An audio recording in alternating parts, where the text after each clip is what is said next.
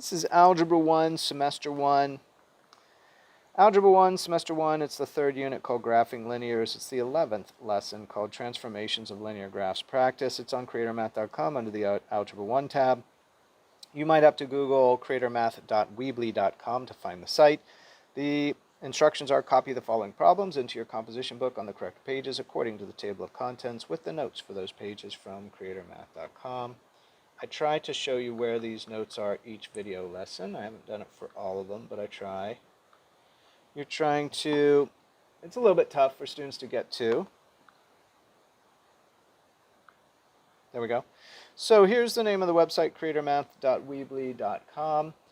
If you Google that, you should get to this home page, I hope.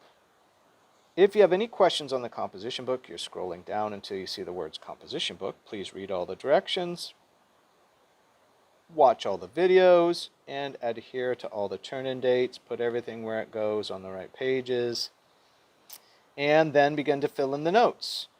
So the notes are under the tab of the class you're in. There are 4 things under this tab. It's going to be the vocabulary practice PDF, which if you're not getting 100% on the vocabulary practices, you may not know there's a complete PDF of all the words we study for the entire school year.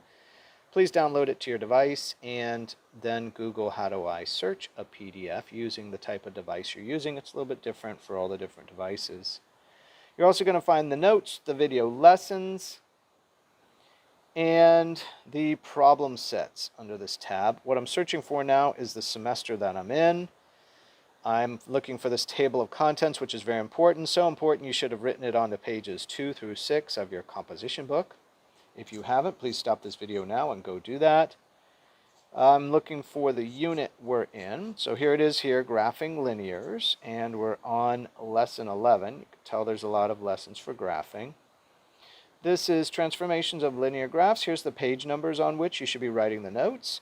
Please go and find the original table of contents when you do this. Don't take this video's word for it. By the time you watch this video, these page numbers might have changed. Here are the notes, the problems, and the video solutions will be linked here once we're done.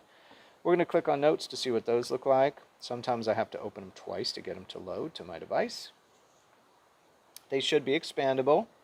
You're going to put these problems into your composition book. You're going to look at some of the understandings. If we have 2 lines, what's happening between them.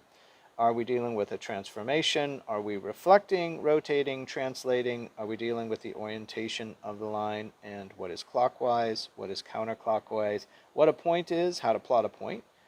Vertical is up and down, horizontal is left and right, zero property, a times b equals 0, and what it means to stretch. To stretch is to either dilate, which is expand, which would be to enlarge, or to shrink.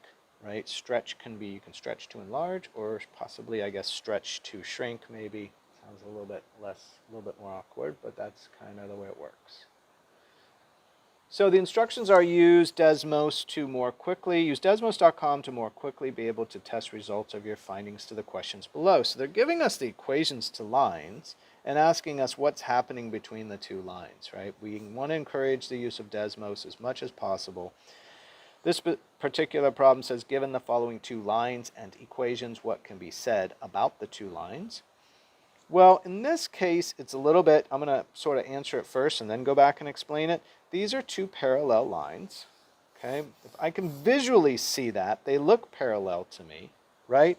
But more importantly, I see the equations here.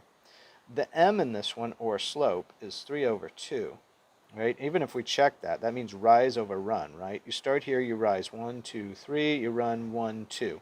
So that is the rise over run, it's the slope in this one. This line also has an m of 3 over 2. And so what we're learning, even from this visual just problem, any 2 lines with the same slope, 3 over 2 and 3 over 2 in this case, they are parallel lines. Parallel means they lie in the same plane and they will never touch or cross, and they will stay the same distance from each other forever in both directions, right? Lie in the same plane means they're flat, they're not askew. Askew would be 2 things like it. These 2 lines here are askew, but they're never going to touch each other. Well, you need to have that they're in the same plane this way to meet the definition of parallel. Okay, and with that note, we also want to, we've been told to use Desmos here, so we want to go like this, this, is this. Let's see if I can find it. There we go. Okay, I got it pretty reasonably handy.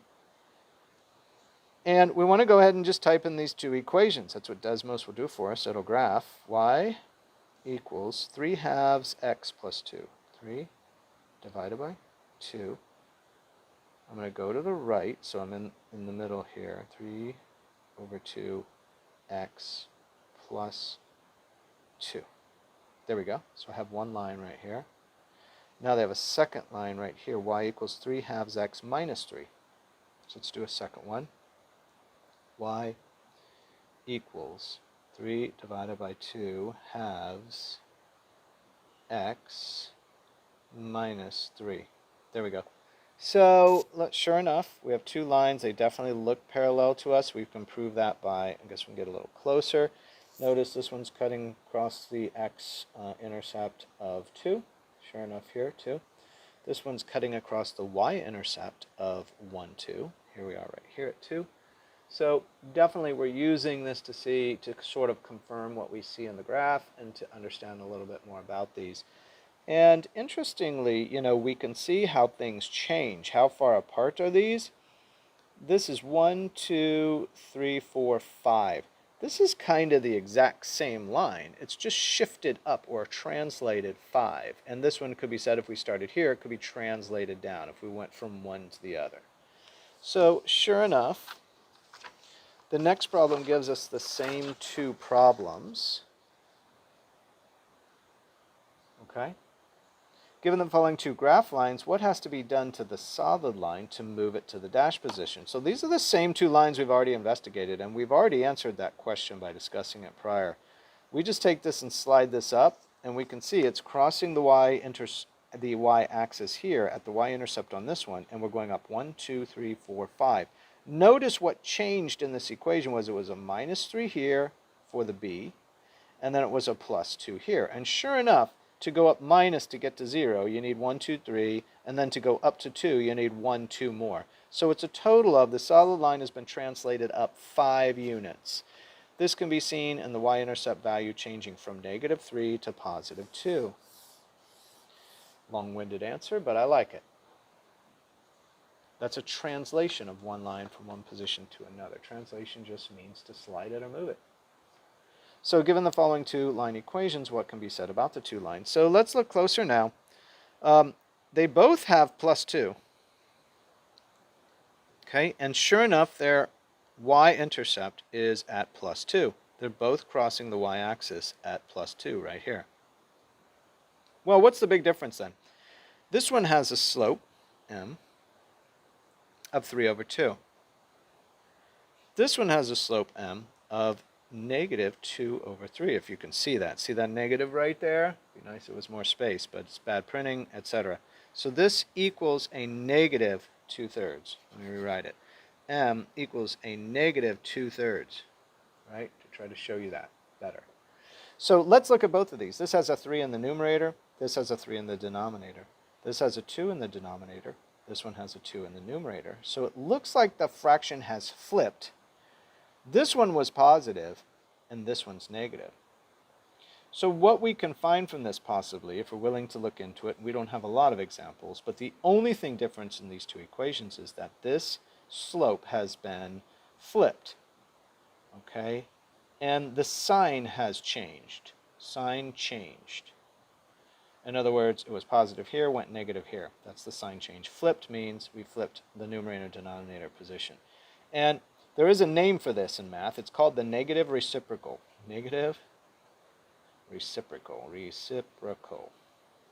Okay, I know how crazy the words are we use in math. We could have just said change the sign and flip it, but no, we had to say negative reciprocal. Okay, reciprocal means to flip, and negative means to change the sign. In other words, if you had 3/2 and you reciprocaled it, right? So 2/3, and then you negative it, it would turn into this -2/3. Likewise, if you started with this one and you reciprocaled it and you went to 3/2 and you negatived it, right? A negative turns this to a positive. Now it goes back to this one, +3/2. That's the best I got to explain it. It's kind of a simple thing, but I know that students do struggle to see that sort of the nuances and those changes.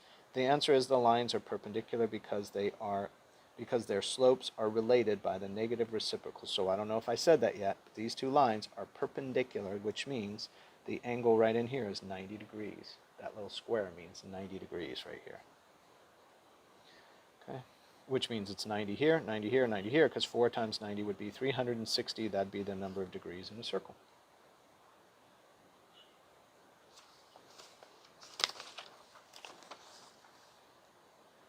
So given the following two graph lines, what has to be done to the solid line to move it to the dashed line? Here's the solid line. It's the same one we're just looking at. If we rotated this 90 degrees this way, it would match the dashed line. Likewise, if we rotated it 90 degrees this way, which is called clockwise, it would match the dashed line. So this is called 90 degrees clockwise. This is called 90 degrees counterclockwise, or backwards. Turns out we can rotate in either direction 90 degrees, and we will line up with that dashed line. So the solid line has to be rotated 90 degrees about the center of rotation, y equals 2. That's interesting. We must center our rotation there. We can't rotate over here, for example. That wouldn't produce what we have in the dashed line. Okay? And that's not, it would line up here, rotate here about this center. Y equal 2 in either the clockwise direction or the counterclockwise direction. All right, so make sure you're matching up the title of this video with the problem set you're doing.